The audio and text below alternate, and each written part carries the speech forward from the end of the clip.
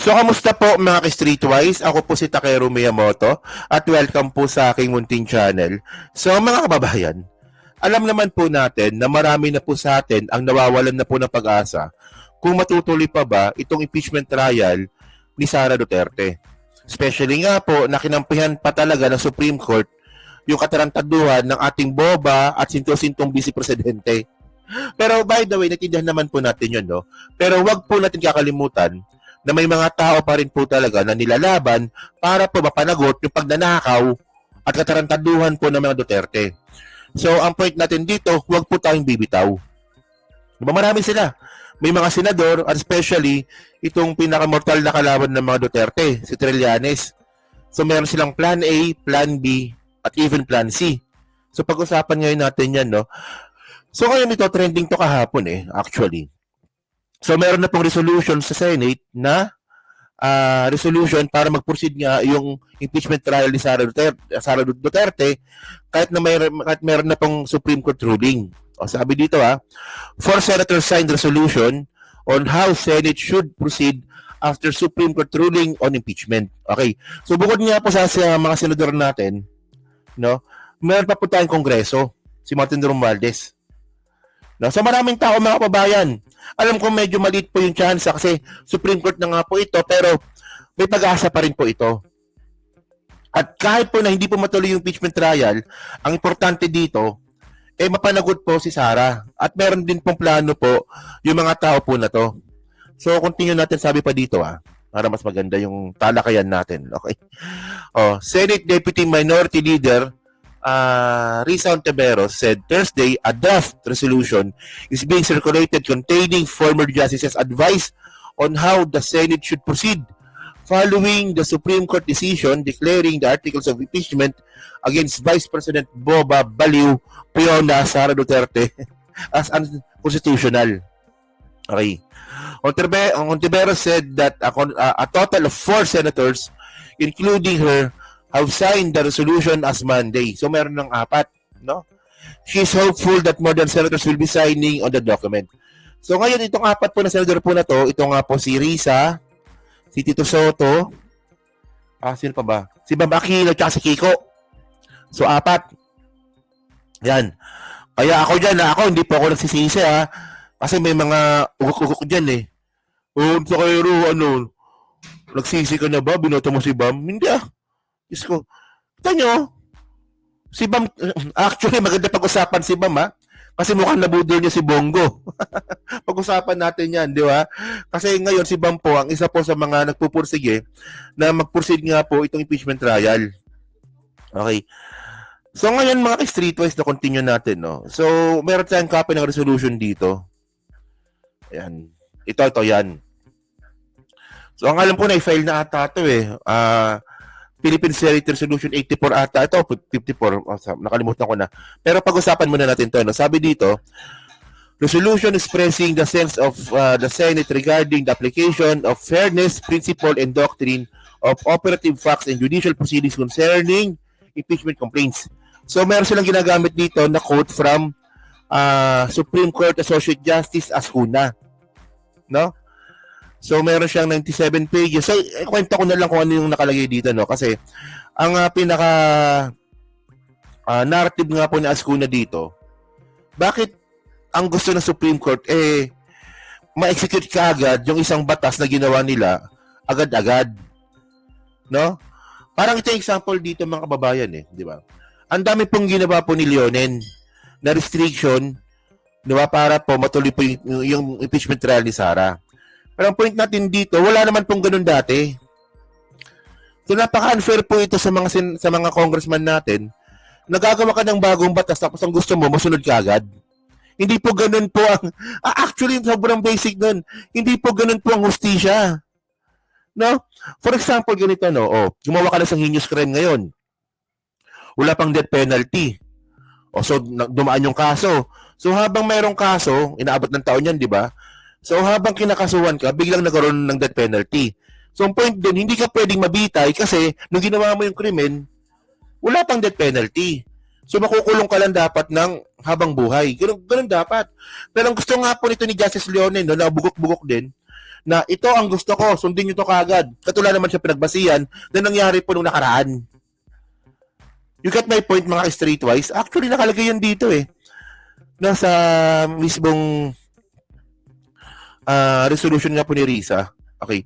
So ngayon, ang biggest question dito mga kababayan, kasi, okay, sige, tuloy natin to, no? Oh, alam kong medyo maliit pa yung chance na matuloy nga yung impeachment trial. So ngayon, anong plan B? Ano yung plan C? No? So ngayon, merong binabanggit dito si Trillanes na para sa akin, napaka-interesting ito pakinggan para po may matutunan tayo at maintindihan po natin. Kasi po, ang importante dito, no, bukod sa pag-impeach kay Sara, ang importante dito, mapanagot si Sara. Tandaan natin mga kababayan, no, pag si Sara po, napanagot po yan, hindi pa rin po makakatakbo yan kasi meron tong merong moral turpitude. Di ba alam niyo yung moral turpitude? Kapag meron kang violation na merong moral turpitude, disqualified yun na rin po kaagad sa pagtakbo po sa any kind of public elected officials, no? So, ito pag-usapan ngayon natin to, ito sinabi nga po ni Trillanes, no? Play natin to. Sige. Yan. So, bali ito yung ito yung plan A, plan B, plan C. Oh. Sige. Ano ba yan? Ito. Man, tagal ah. Ito na. Tayo. Wait. Yan, ito na game. Sige po, talking about the realm of possibilities. Kung sakaling talagang walang patunguhan ito impeachment trial at malusutan ito ni Vice President Sara Duterte, kayo bilang matagal nang gustong mapanagot yung mga Duterte, ano yung mga nakikita nyo pang options available under this administration? Okay. Ang isang option na pwede after nito, assuming mamatay na tong impeachment trial na to, is yung sa ombudsman. Okay, ombudsman, pwede siya ron. Okay? Pwedeng tigilan ulit ng Supreme Court, pero ang point nito is it's worth doing pa rin. Di ba? So, tandaan natin mga babayan na yung tuta po ng mga Duterte na si Martires ng ombudsman na sibak na po. Tapos na yung termino. So, ngayon, ang mangyayari dito, mag-a-appoint po si PBBM. Actually, meron na siya na-appoint eh. Pero temporary lang yun eh. So, meron pong ma-appoint dito si PBBM, no, sa ombudsman. Na posible nga po magpatuloy po ito, yung investigasyon po nito kay Sara at makasuhan kahit tapos na po yung termino ni Presidente Bongbong Marcos. So, ang kailangan nila dito, tandaan nyo, mapa-impeach tong bagong ombudsman na to. No, hindi to, para malinaw, no? Kunwari next year, for example, 2028, 2028, no, kung hindi si Sara maging presidente o kaya kakampi ni Sara maging presidente, bago nila mapatanggal yung in-appoint ni PBBM sa ombudsman, kailangan ng impeachment doon. No, di ba? So, mabigat din po na yan, na senaryo, di ba? So, continue nga natin, iingi ko kasi. Gagawin pa rin yun. Tapos, habang gumugulong yan, di naman dali-dali yan eh. Pwedeng kakasuhan siya, then case build-up, abutin niya ilang buwan. Ngayon, February 6, we will go through the same exercise again. And now yung February 6, 2026 yan. So, ibig sabihin nung kasi, no, meron po kasing ban yung bar, yung Supreme Court. So, pwede pang makapag-apply or makapag-file po ng impeachment trial kay Sara Duterte next year, February 6. Di ba? This time, talagang, sisiguraduhin natin na yung lahat ng sinabi nitong Korte Suprema na decision nila ngayon, kahit hindi nire-require ng Constitution, gagawin natin para wala nang dahilan. So, we will go through this same exercise. Hindi niya ito matatakasan. Okay, assuming wala ulit mangyari doon sa impeachment trial na yun, kung ano man ang mangyari, pigilin ulit ng Korte Suprema o ma-quit siya. Ang tanong mo kasi, paano mapapanagot eh? Pupunta tayo sa 2028. Di ba? Yun na yun eh. When all else fails, kasi pagka hindi umubra yung impeachment next year, 2027, baka hindi na pwede yan. Baka hindi na ubra yun. Okay? Correct. Maghahanda na lang lahat. Baka sumikat pa siya lalo doon.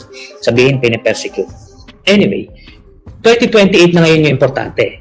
Kaya kailangan manalo yung kandidato na may balls, figuratively, na mapanagot itong mga Duterte na ito. Hindi lang, lahat ng mga nagkasala sa lipunan. Yun. So actually, mga kababayan, ito yung pinakamalaking tanong dito. Actually, ano naman, tama naman si Trillanes dito, no? Pero pinakamalaking question dito, sino kaya ang presidential balls sa 2028 na kaya pong harapin ng mga Duterte? Kasi on the first place, ang unang mong problema dito, kailangan manalo muna ng kandidato. Di ba? So actually, ang pinupush talaga ni Trillanes, si Risa. Well, tayo ako nagagalingan ako kay Risa, no? Pang-presidente po talaga yung talent ni Risa. So ngayon, kailangan na ba nating i-push si Risa? Kasi alam naman natin na medyo mahina sa karisma si Risa, di ba? Pero simulan na ba natin i-push si Risa para makapaghanda na po tayo sa 2028? O sinong kandidato sa tingin ninyo ang posibleng haharap, no? Na pwedeng manalo? No? So actually marami pangalan pwede lumabas diyan, di ba? Si Martin Martin Romualdez. Sabi ng iba si General Torre. Sabi ng iba din diyan si First Lady Lisa Marcos. So it's getting interesting talaga. So ngayon naman ang lumalabas naman po ngayon si Risa. So syempre, alam na ito chismis to pero naririnig na rin po natin to na mukhang ang mga tulpo rin po meron din pong planong pumosisyon sa 2028 election. Kasi nga po, nagpapamudbud na nga po na kung ano-ano itong si Rapi Tulfo sa mga probinsya. So, ganyan po ang politika sa Pilipinas, no? So, abangan natin to, no? Pero sa tingin nyo ba, no? Kayo ba, no? Umaasa pa ba kayo na mapapanagot si Sara Duterte? O binitawan nyo na po ito? At yung next question po natin dito, mga kababayan, no? Sa tingin nyo po ba, sino kaya yung posibleng sinasabi ni Trillanes, no? Na pwede pong humarap sa mga Duterte at panagutin lahat po ng mga kasabwat sa pagnanakaw? No, kasi actually kung pagpapatuloy po natin yung video po na yan, ang sinasabi niya dito si Risa. Okay. So kung bukod kay Risa, sino pa kaya sa tingin niyo? 'Di ba? 'Di ba si General Torre? Si General Torre, no? Actually to naririnig ko na to naman to, no? May mga tao gusto pong maging presidente si General Torre, 'di ba? May mga tao pong gusto maging presidente si General Torre. Okay. Well, kung karisma, meron. Makamasa kasi si General Torre Pero winnability, so kailangan niya munang i-prove yung sarili niya bilang PNP chief. Tandaan niyo, meron pa siyang 2 taon para i-prove yung sarili niya. No? So tingnan natin to, no? Yan, Martin Romualdez, syempre deserve niya naman yan, di ba? So yun. So comment lang po sa baba at binabasa ko pong lahat yan. At syempre dyan, pa-stream replay, pa-like, pa-subscribe. Kung naman kalabisan, pa-share na rin po ng video po na to. So thank you mga Streetwise. Kita na lang ulit tayo sa susunod nating content. So thank you, salamat, and babush.